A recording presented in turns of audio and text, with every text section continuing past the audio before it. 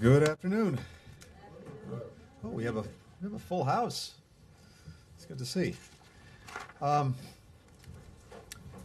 This week, President Putin's war on Ukraine entered its 6th month. The costs continue to climb. Thousands of civilians killed or wounded. 13 million Ukrainians forced to flee their homes. Historic cities literally pounded into rubble. Food shortages, skyrocketing food prices around the world. All this because President Putin was determined to conquer another country. He's failed in that goal. Ukraine has not and will not be conquered. It will remain sovereign and independent. As this war stretches on, the courage and strength of Ukraine's military and its people become even more evident and even more extraordinary. They will do whatever it takes to protect their homes, their families, their fellow citizens, their country. The United States and our allies and partners will continue to stand with them and help provide precisely what they need to defend their freedom. In the coming days, I expect to speak with Russian Foreign Minister Lavrov for the first time since the war began.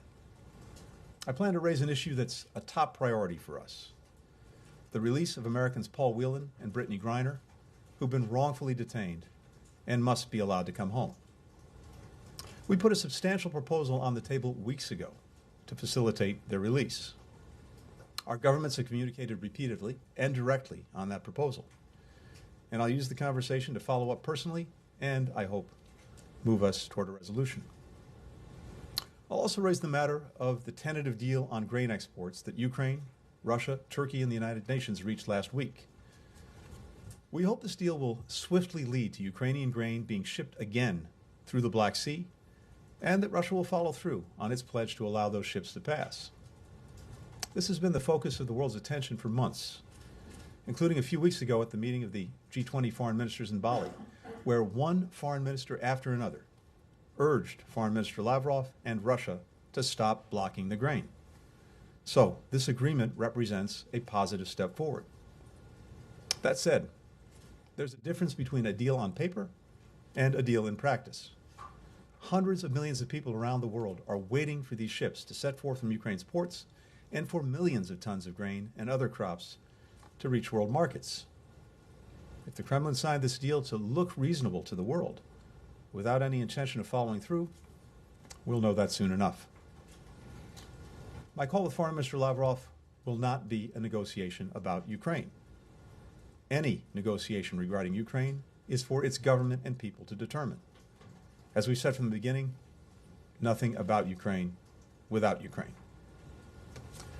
Beyond these developments, now that we've reached the half-year mark, let's take a step back and consider the state of the war and what we expect to come next. In the Donbass region, where Russia concentrated its forces after failing to take Kyiv this spring, the fighting remains intense. The modest progress that Russian troops have made there has come at huge cost in both lives and materiel. Meanwhile, Ukraine is using all its defensive capabilities to hit back hard, bolstered by the more than $8 billion in security assistance from the United States since the beginning of this administration. As we look ahead, what the world has heard recently from Russia's leaders is raising new alarms. Last week, Foreign Minister Lavrov said that the Kremlin's goals in Ukraine had expanded. Now they seek to claim more Ukrainian territory beyond the Donbass. This is the latest in a series of evolving justifications and ever-shifting goals. In the beginning, the Russians said that the purpose of the war was to denazify Ukraine, a false charge aimed at delegitimizing Ukraine's democracy. They said the real threat was somehow posed by NATO, a purely defensive alliance that made efforts to engage Russia for years but was rejected, and that helped safeguard peace, stability, and prosperity across Europe for decades, to the benefit of Russia, among many other nations. Then they said the war was to protect ethnic Russians living in Donbass from genocide, before relentlessly targeting the largest Russian-speaking city in Ukraine, Kharkiv. The only one responsible for killing ethnic Russians in Ukraine is President Putin. What this is about, and has always been about, is President Putin's conviction that Ukraine is not an independent state and belongs to Russia. He said it flat out to President Bush in 2008, and I quote, "Ukraine isn't a real country," end quote. He said it in 2020, and I quote, "Ukrainians and Russians are one and the same people," end quote. Last month, he said that when Peter the Great waged war on Sweden, he was simply taking back what belonged to Russia. And now, Russia is again looking to take back what's theirs. President Putin has been foiled in his efforts to erase Ukraine's sovereignty and independence.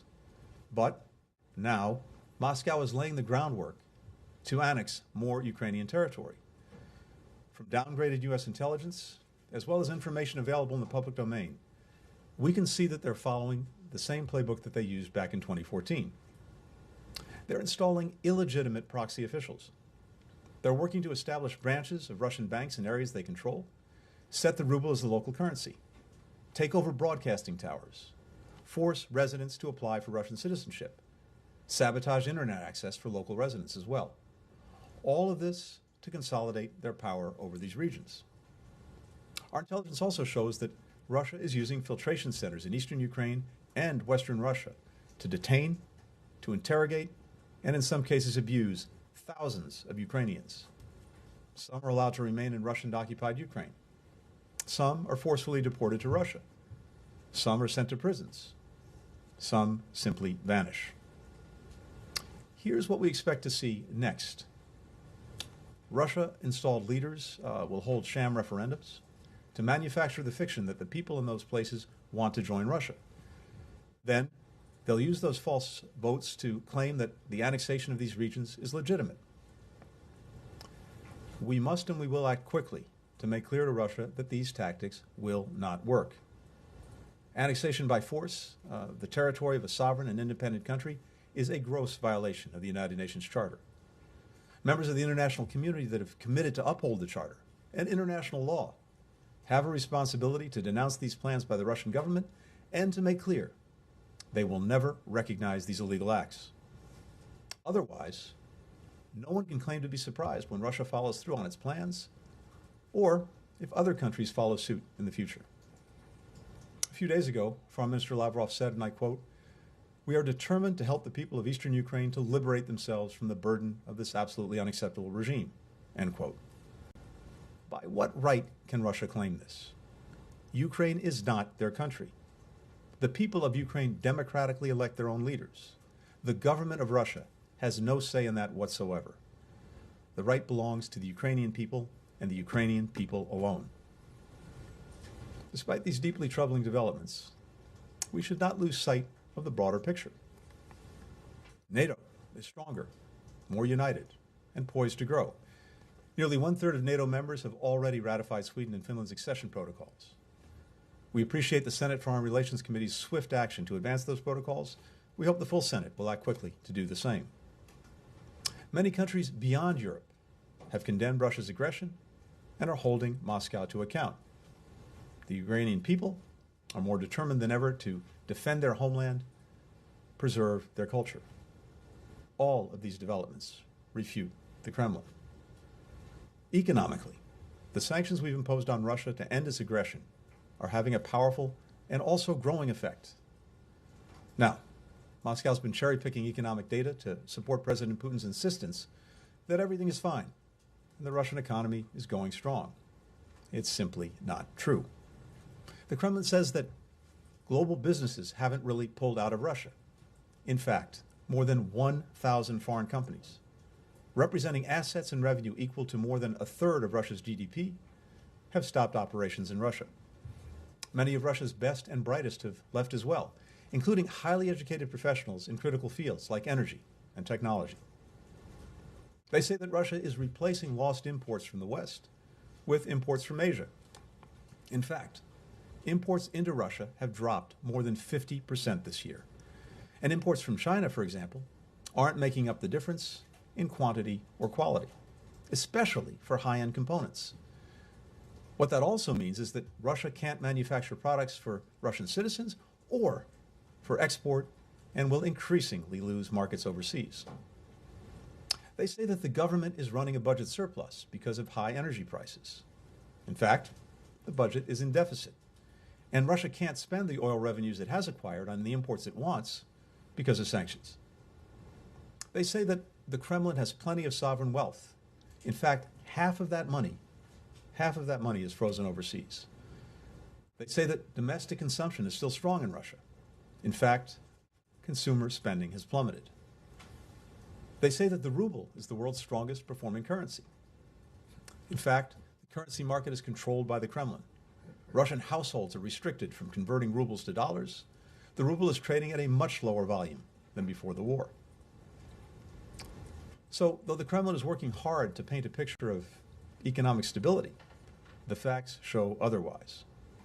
The powerful impact of sanctions will grow and compound over time. Though President Putin will likely claim that this war was a resounding success, the world can see that it has weakened Russia profoundly. President Zelensky has made clear that the war will end through diplomacy.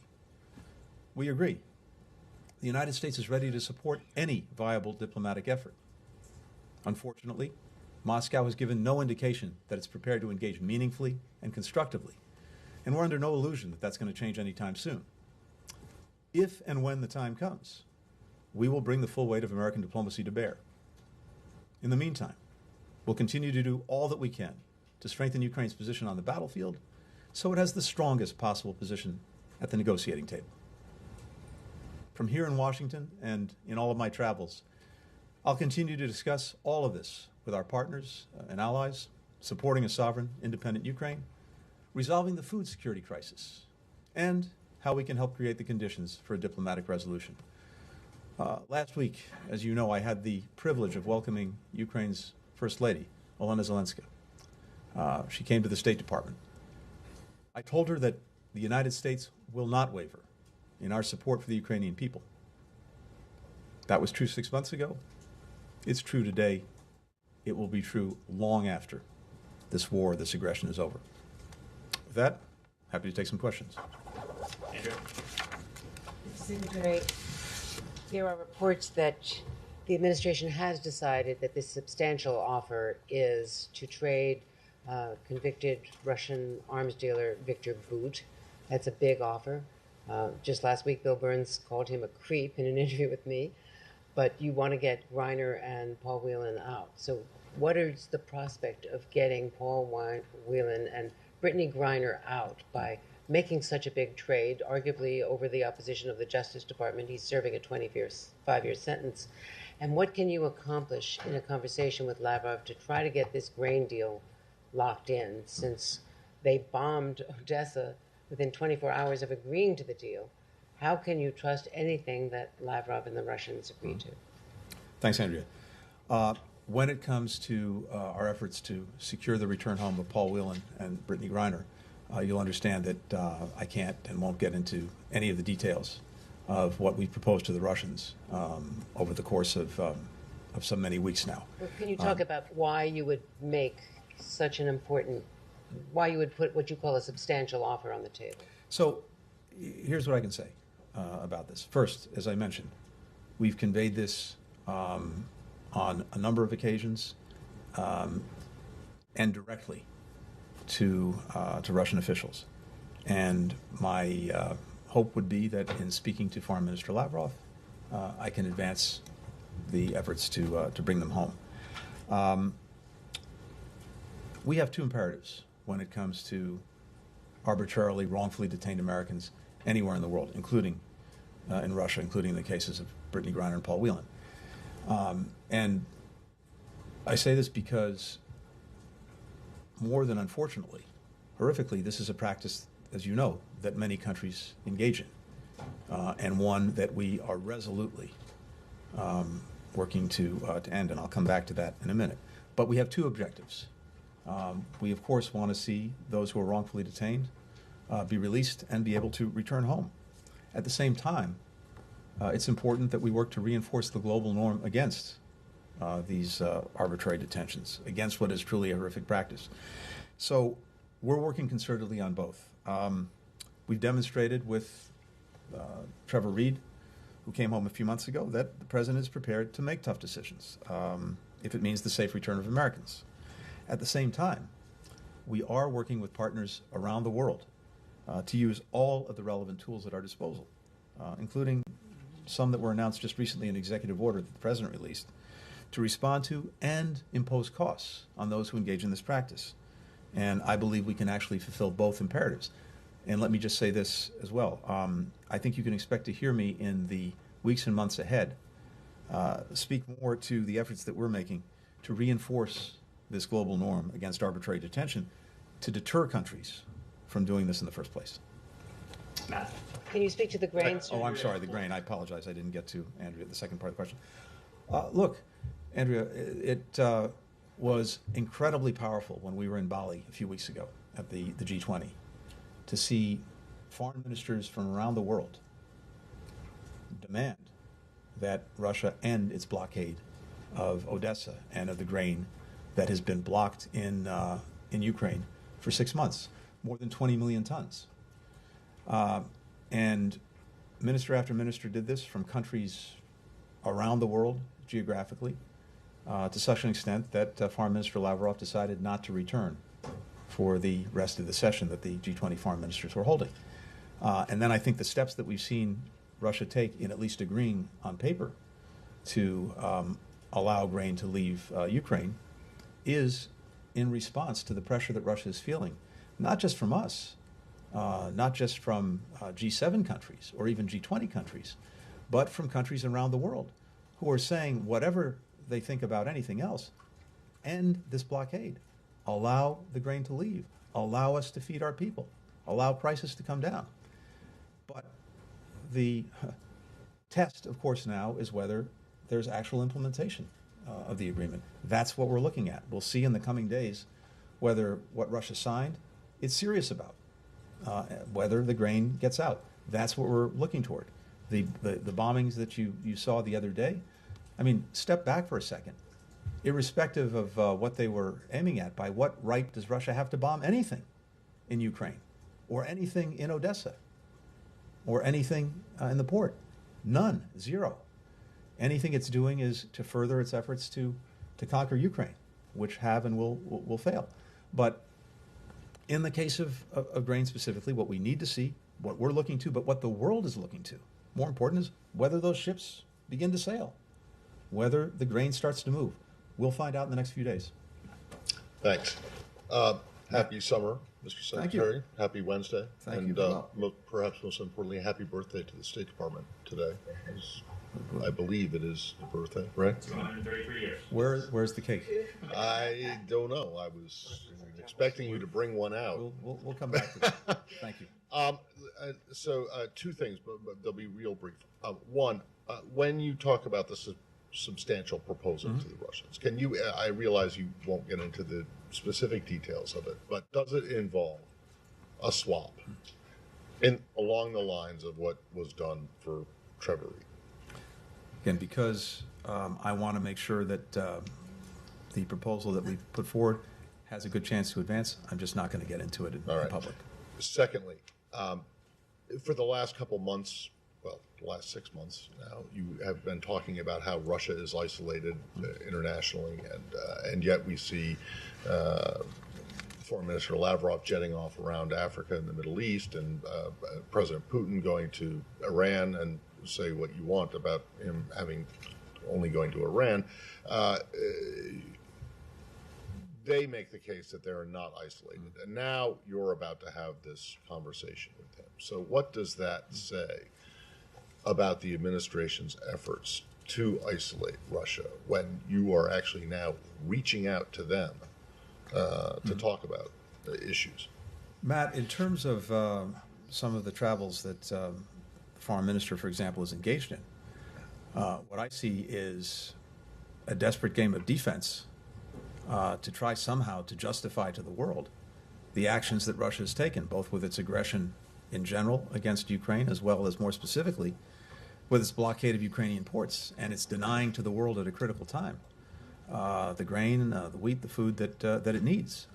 So they're doing everything they can to somehow justify what they're doing at a time when we're hearing from virtually every corner of the world an insistence that Russia stop this blockade and allow the grain to leave.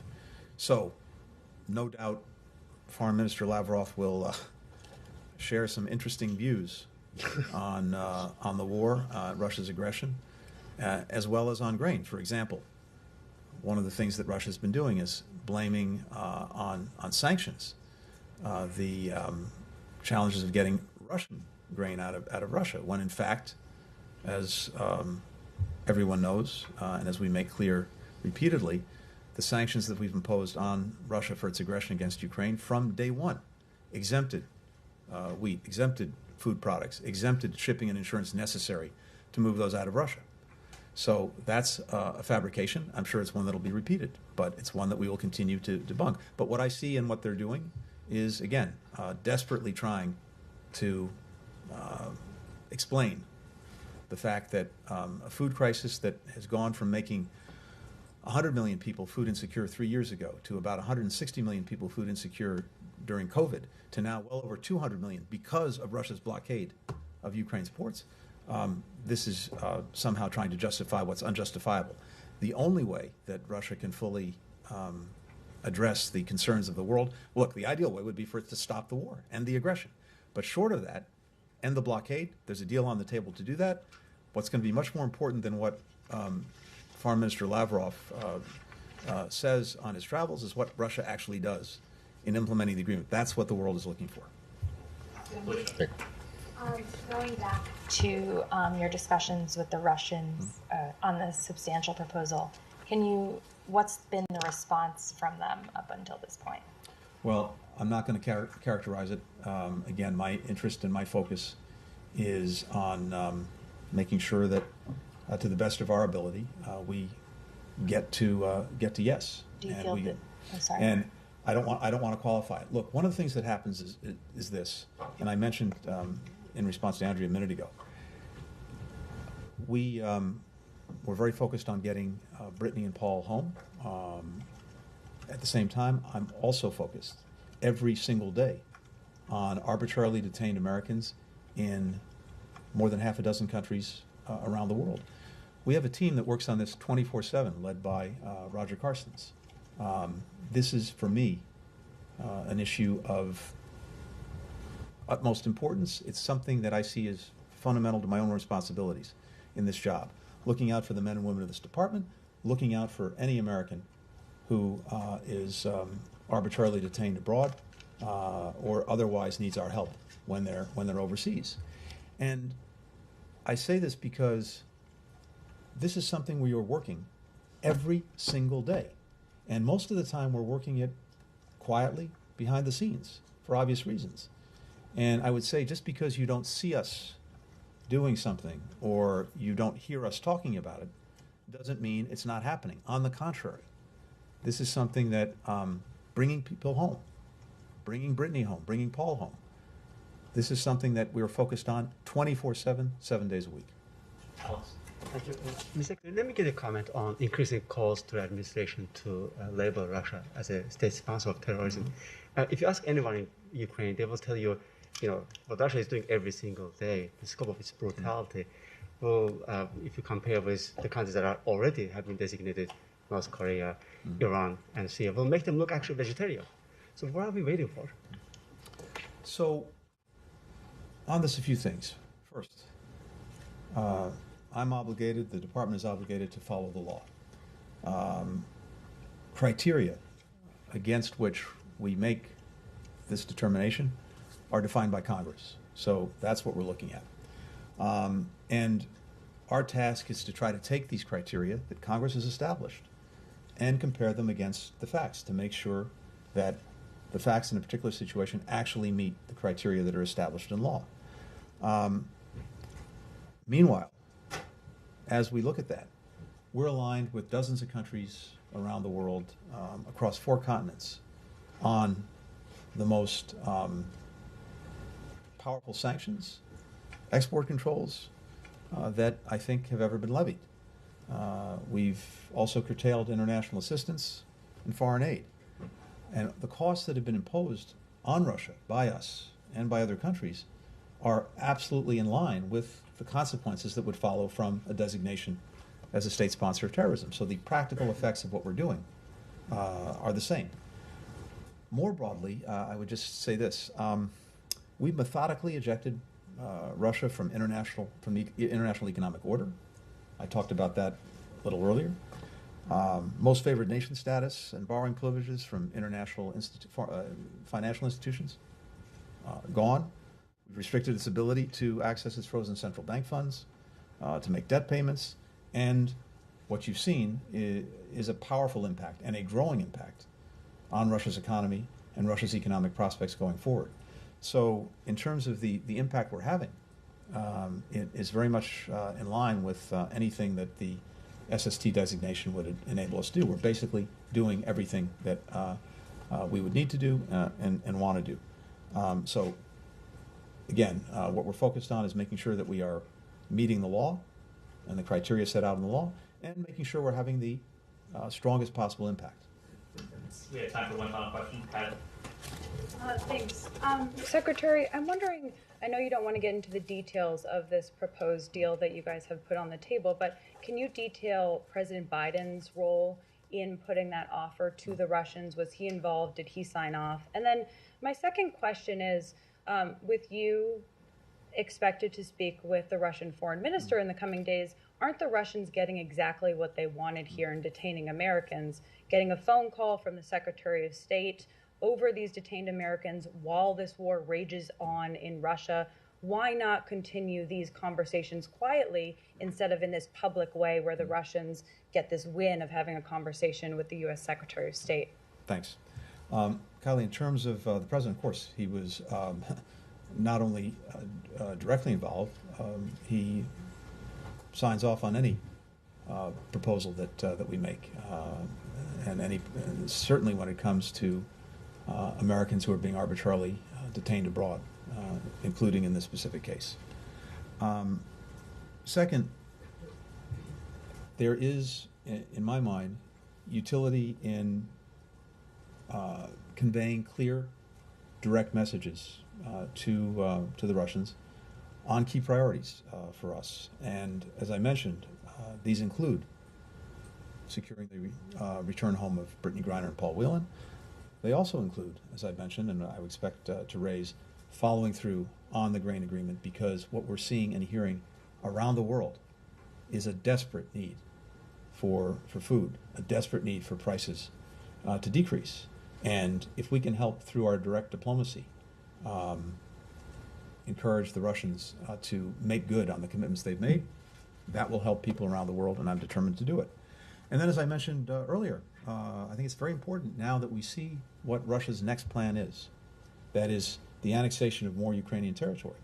That the Russians and Foreign Minister Lavrov hear directly from me on behalf of the United States that we see what they're doing, we know what they're doing, and we will never accept it.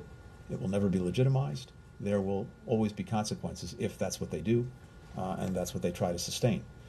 So we make a judgment in every instance where we think our diplomacy can hopefully advance our interests and values, including direct engagement. We make judgments about when it makes sense to talk about it in public, and as a general proposition, I believe in as much transparency as we possibly can have. And sometimes we make judgments that we're going to keep conversations quiet. So in this instance, I thought it was important to make clear that on these issues, the detention of our American citizens, the food crisis the world is facing because of Russia's aggression against Ukraine, and the plans that Russia now has to pursue the annexation of Ukrainian territory, that our Russian counterparts hear directly from me. Thanks. Thank you, everyone. Thanks, everyone. And Cake later. happy birthday. Cake later. Cake to follow. 5 o'clock, 5:30. Matt, you should just stay here as long as necessary. We'll get the cake.